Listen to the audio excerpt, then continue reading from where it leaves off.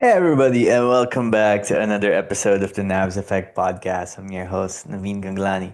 Thanks for joining me. If you are a returning listener, thanks again for giving the Navs Effect podcast another listen. And if you are a new listener, thank you so much for giving us the chance. I hope you'll be staying for the long haul. I am recording this 12:09 a.m. Thursday, November 6th. So no guest tonight, given the late recording time. It was a busy evening, an evening that ended late at the Mall of Asia Arena. The UST Growling Tigers and the UP Fighting Maroons battle in an epic Final Four like atmosphere, with UP coming through in the clutch thanks to the heroics of Harold Alarcon. And before that, the Ateneo Blue Eagles finally halted their five-game losing skid with a hard-earned victory against the UE Red Warriors. Another close and fun encounter. It was a great day of hoops at the Mall of Asia Arena. I was happy to be there, and I'm happy to talk about it now. So before we get started though, I do want to tell everyone that the Navs Effect podcast has partnered with Daily Fantasy. Now, if you guys don't know, you can download the Daily Fantasy app. You can use it online. Basically, you play the different games, PBA and NBA, on a Daily Fantasy platform, and you can draft your lineup. Now, if your lineup ends up having the best numbers and statistics from that game, you will win the prize pool. And you know what's awesome? In the next few weeks, Daily Fantasy is putting up a pool worth up to 1 million pesos. So there will be different games. 100,000 pesos will be on the line. They already had one actually yesterday, Wednesday. You're probably listening to this on a Thursday. And their next one is on November 14, Ginebra versus Converge at 7:30 p.m. So maybe you want to get one Gomez Deliano in your lineup, maybe Justin Baltazar, maybe Stephen Holt, different options, and the best performing team will win 100,000. Imagine that. You get to put your fantasy knowledge to the test, and it could reap you some rewards. So, Daily Fantasy, thanks again for partnering with the podcast. Lots more to come. They have some big time plans. I can't reveal all yet, but they've got some big time plans that they'll be discussing and announcing more in the coming weeks. And trust me, if you're a basketball fanatic, you'll be liking this. And also, a big thank you to our friends over at Cooper's Coffee House. Congratulations to my friends over at Cooper's Coffee House.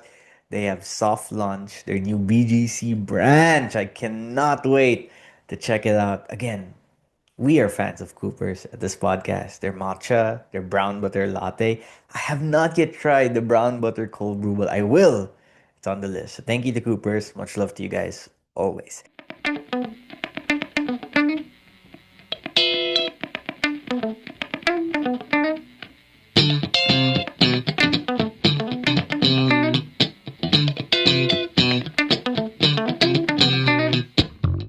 Now, November 5, UAAP action. Intense, if I had to describe it in one word. Let's get right to the main event. The UP Fighting Maroons took on the UST Growling Tigers. UST got off a superb start. They were up by as much as 14, if I'm not mistaken. Let's take a look at the stats real quick. 15. They led by as much as 15 in the first half. And then in classic UP fashion, UP rallied. UP took the lead. It became a back and forth mano a mano affair in the fourth quarter between, ironically, Harold Alarcon and Colin Sakoe, who was feasting in the paint. Let's take a look at some stats real quick. In the first half, UST shot about 60%, but they had missed 11 free throws, and they were only up by two. So when I looked at those numbers, I immediately knew this was gonna be kind of dangerous for UST because you have the chance to shoot 60% against a stingy UP defense, and you're only up by two because you cannot convert your free throws. That spells trouble. Ultimately, UST shot 51% for the game, 4 out of 14 from downtown. Now, take note of the three-point attempts because we're gonna get back to that later. And here is the killer: 28 out of 52 from the free throw line. They took 52 free throws and almost shot just 50%, 53.8%.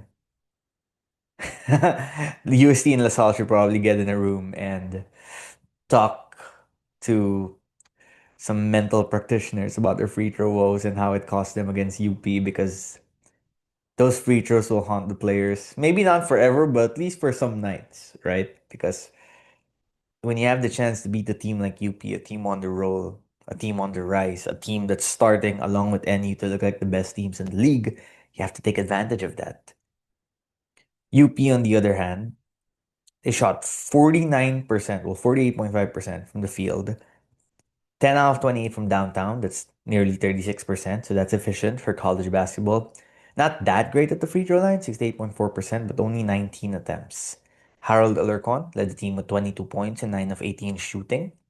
And for UST, Colin Sakoe, another dominant outing against the Fighting Maroons. He seems to like this matchup against UP a whole lot. 26 points on 8 of 10 shooting from the field, but just 10 of 20 from the foul line. 16 rebounds. He drew 14 fouls. Colin Sakoa drew 14 fouls from the UP Fighting Maroons. Honestly, and this happens once in a while in the game of basketball, a result can be determined by individual brilliance. Now, don't get me wrong, the free throws obviously factored into it. I feel that if UST hits or they're a little more accurate from the free throw line throughout the game, they're in better position to hold on to a lead late. But they didn't do that. So they were caught in a back and forth battle down the stretch. And Alarcon was just absolutely sensational. It wasn't just that he was making baskets, it was the way he was getting them. Turnaround post ups, pull ups, pushing the pace, even playing defense on the other end. He has the best turnaround jumper in college basketball since Kiefer Ravenna. And I think he's an even better turnaround jump shooter than Kiefer Ravenna. Take note, I'm not saying he's Kiefer Ravenna because Keith did win back-to-back MVPs. But just that move where he has the ball, he backs down the opponent a little bit and he turns around and pulls up. Kiefer used to do that so well, but I think Alarcon does it even better. Every time he shoots it, it feels like it's gonna go in. It's automatic. It's his shot. It's his go-to shot. And I posted this on social media after the game where I said, I think that there's no better one-on-one individual scorer in the UAAP right now than Harold Alarcon. That's just because of his skill set, the way he can use his ball handling skills to get open, the way he can maneuver pick and rolls, the way he can be a triple threat. He can pull up from three, he can hit the mid range, he can drive to the rim. If you give him the space, once in a while, he'll even set up his teammates. If you put him in a pick and roll situation with a big man, it's exquisite to see. UP starting to find the formula because remember when they started 0-2 and since then they've won 7 out of 8 games, they were kind of looking lost on offense. How was the flow of the game going to go? Were they going to play through the bigs? Were they going to play through Naruka to Alarcon? And now you're starting to get the sense that they start the game with Remogat being aggressive because Ray was keeping UP afloat early in this contest while USC was playing really good. And then in the later stretches of the game, Alarcon starts to take over more and he's the go-to guy. I was talking to someone I really trust from UP about this, and what he told me, and he's been telling me the last few days, is that the team, the Fighting Maroons, yes, they're still equal offense and they still play as a unit, but they're starting to let Harold lead them, especially in the certain situations where it's a tight game late. And you can see why. There is a calming factor, a reliability when Alarcon has the ball in his hands and the game is on the line. It's rare, like I said. It's rare. You don't always have players who is like a safety net. LaSalle had this with Kimbao the last 2 seasons. UP kind of had this with Kagulangan. Actually, they really did. And now they have it with Alarcon again too. And he has delivered time and time again. He delivered in that first round game against Ateneo. He delivered today against UST. And there will be some games that it seems like he disappears for stretches. He'll go like 2 of 7, and then he can just amp it up, snap of a finger, especially when his team needs it the most. And the more they're doing this formula where they play through Rimga to start, and then they play through other con later on, and then the bigs attack in certain situations. Same for the other role players.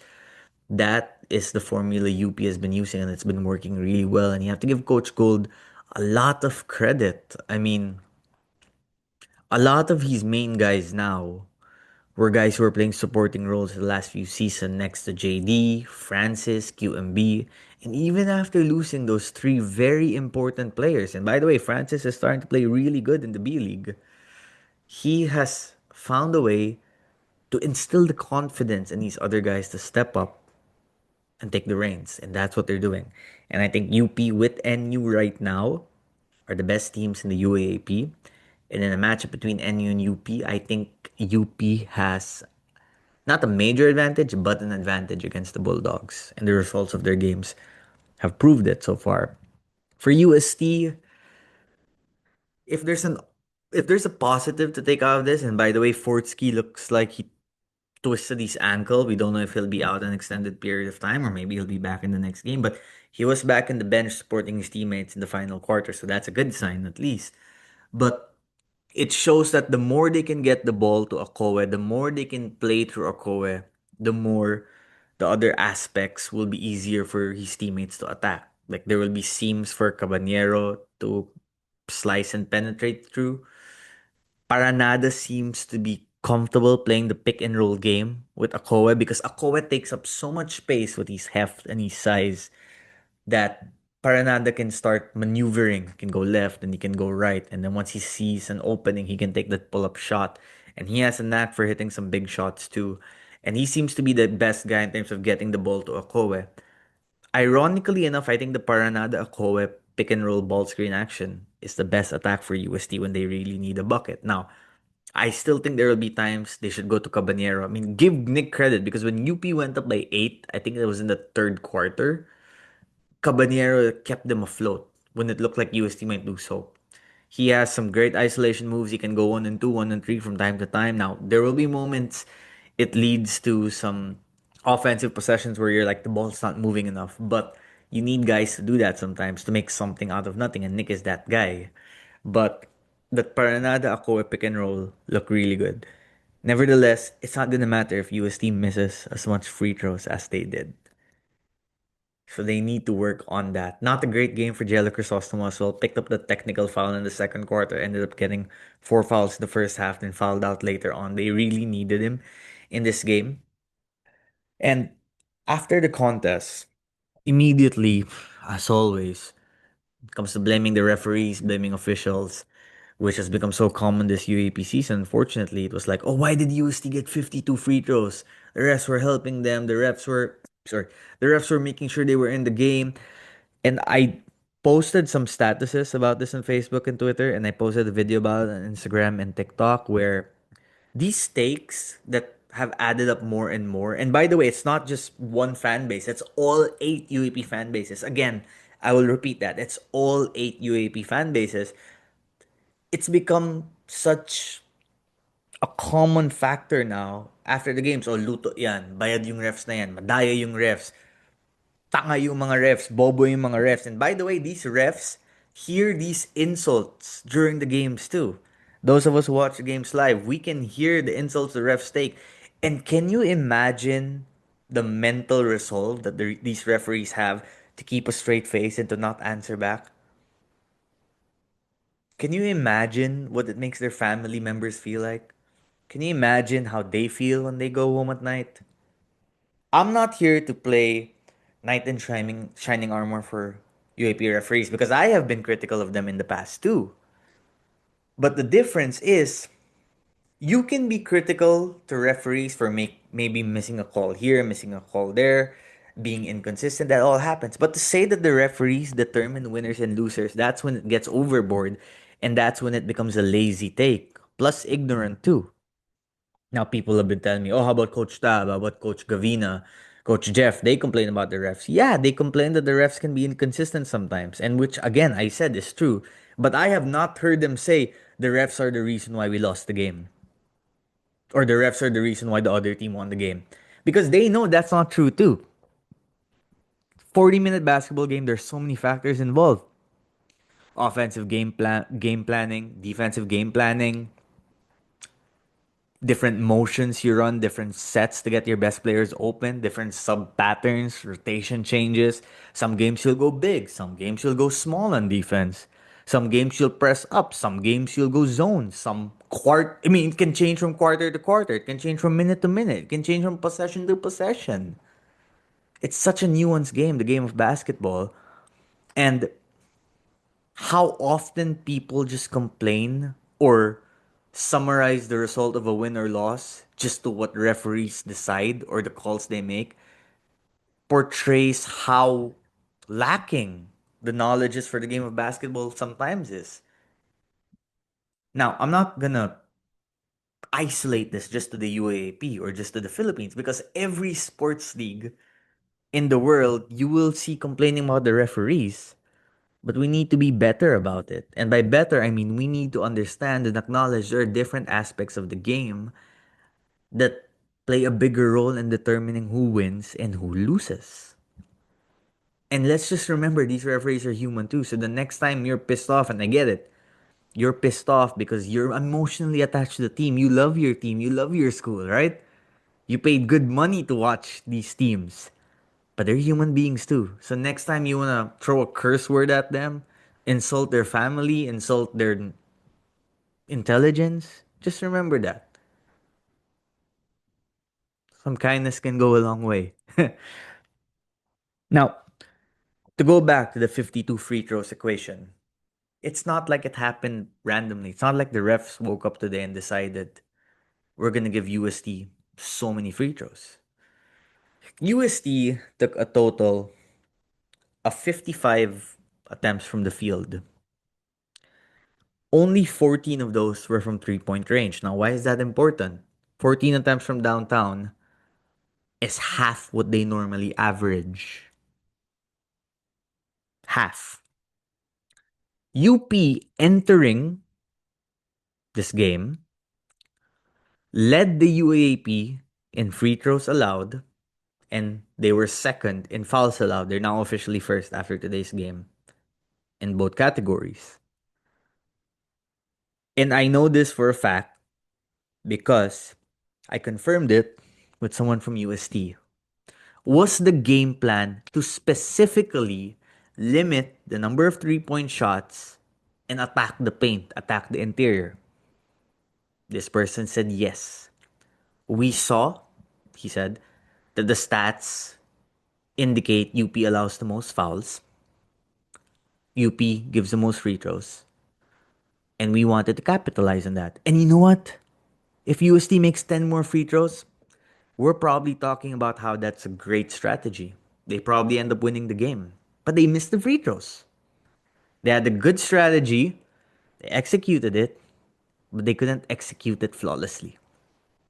Now, does that mean that the refs are biased against UP?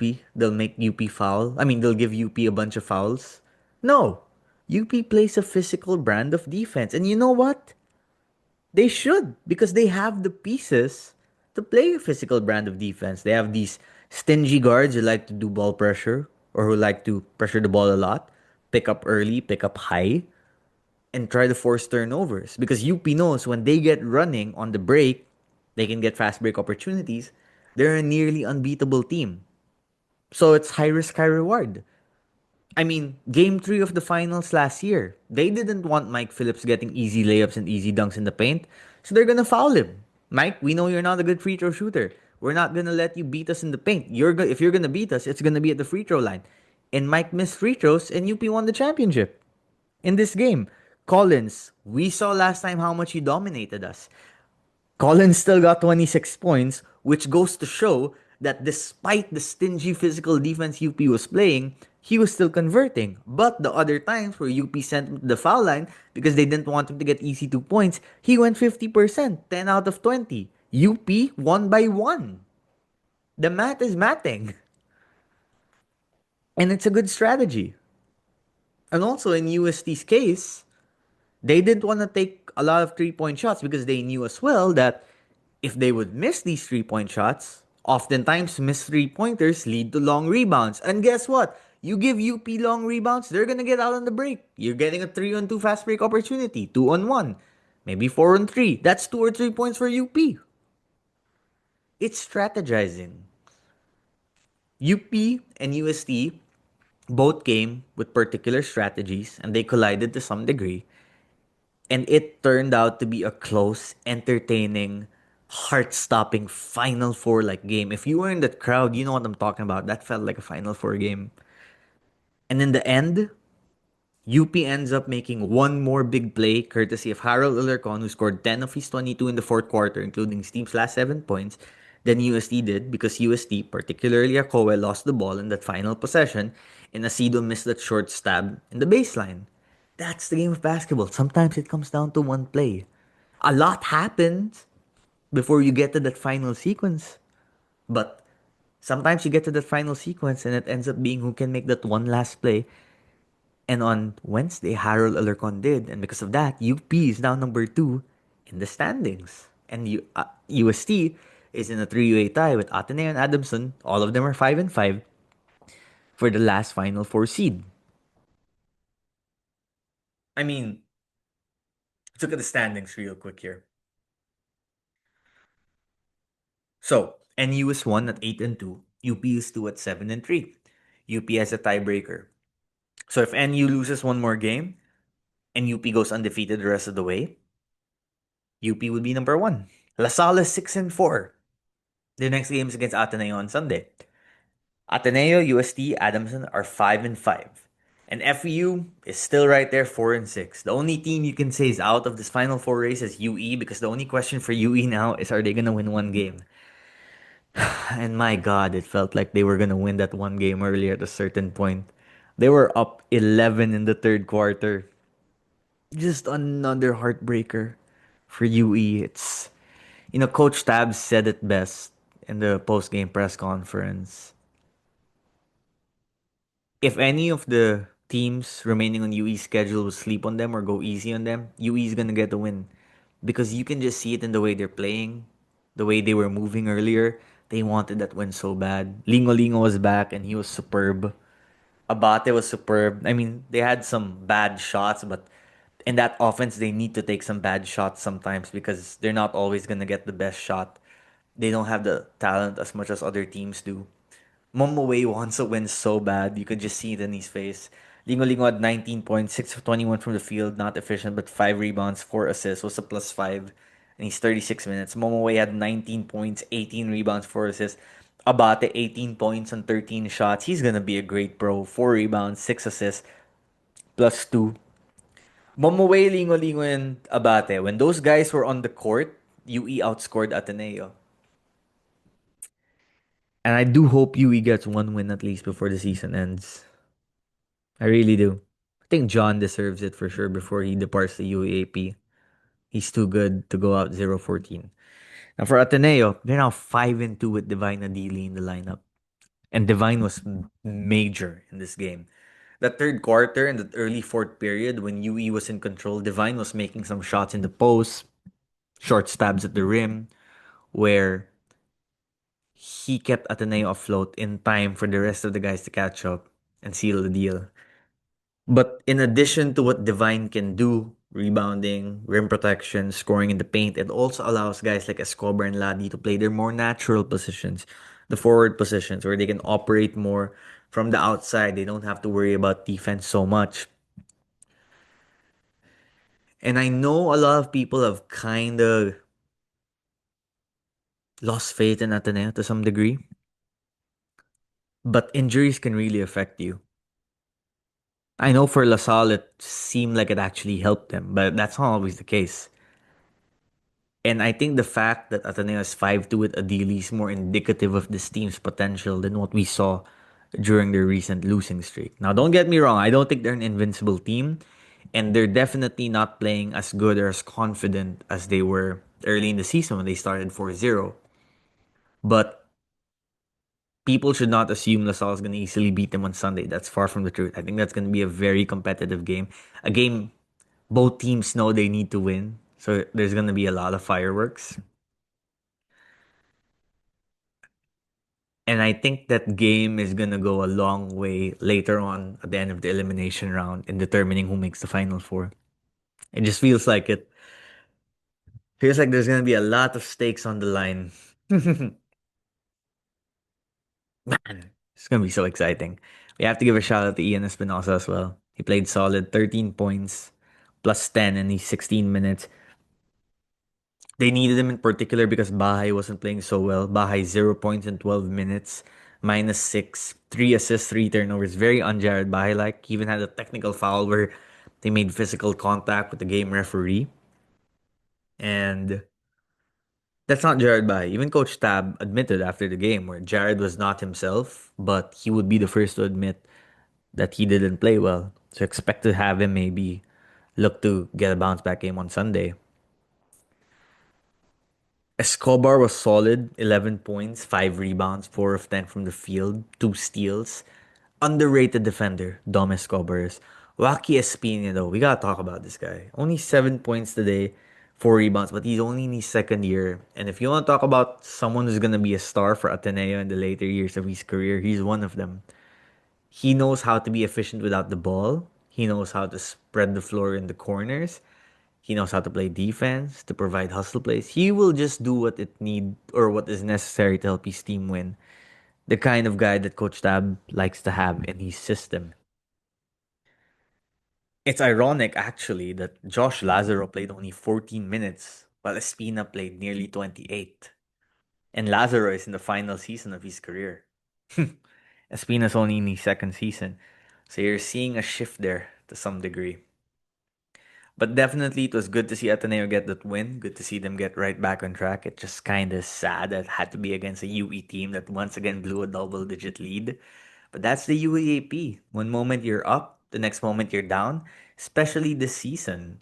I talked about this earlier in my socials as well that I've been covering the league for 11 years. I've been watching it since I was a kid. I can't remember the last time there was a season quite like this. Now, I know I said 2013 in terms of the standings, but also now I'm talking about the overtimes, the close games, the passion, the excitement, and the talent. I think you can make a case that now more than ever, 1 to 8, all the teams, the talent that all squads have is insane. Like look at FU, they're 4 and 6 and they're in 7th place. But if you told me tomorrow that they beat NU, the 1 seed, I wouldn't be surprised because FU has the capability to beat anyone as well. We have to appreciate it because my experience tells me that we won't always have seasons like this.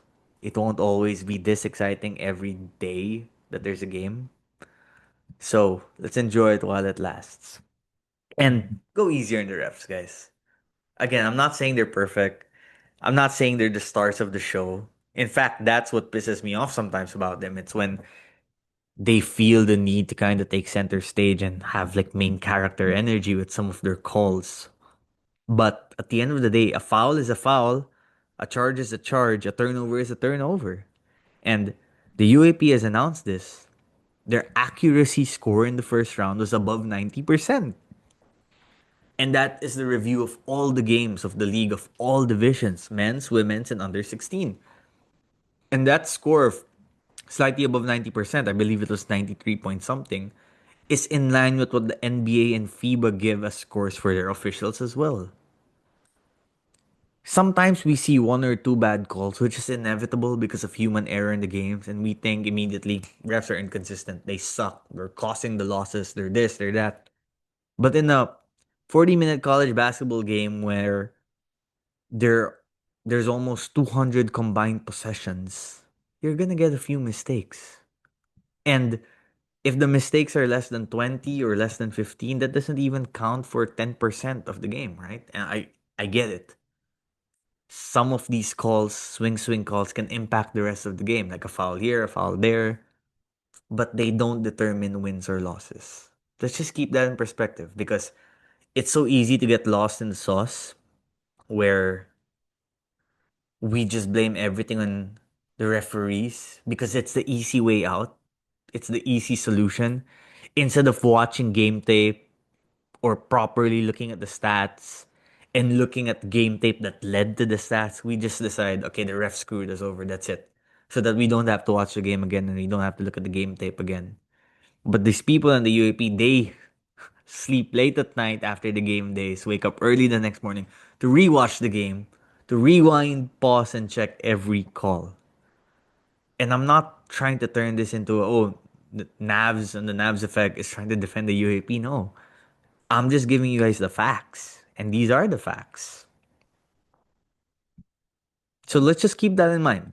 Next time we want to throw an insult or two while we're watching the games live. Let's enjoy the games while we have them. Because again, like I said, it's a superb season, superb contest, superb individual brilliance. The coaching is better than ever. A team manager of a UAP team told me a few days ago, I am more confused than I have ever been because the concepts and the game planning is more advanced than it has ever been. And you have to give Tab and his staff a lot of credit for that because during the Ateneo dynasty with 30, the Nietos, and Kwame, they really reinvented the game, the UAP game, in so many ways that other coaches were forced to catch up. But now other coaches have caught up. Other coaches are implementing similar strategies. And for what's good in the game of basketball in the Philippines, you have to be happy about that. You do. Thanks to everyone who tuned in. Please don't forget to comment, to like, to subscribe, leave a review on Spotify, and make sure you tune in to our upcoming episodes. Much love, y'all.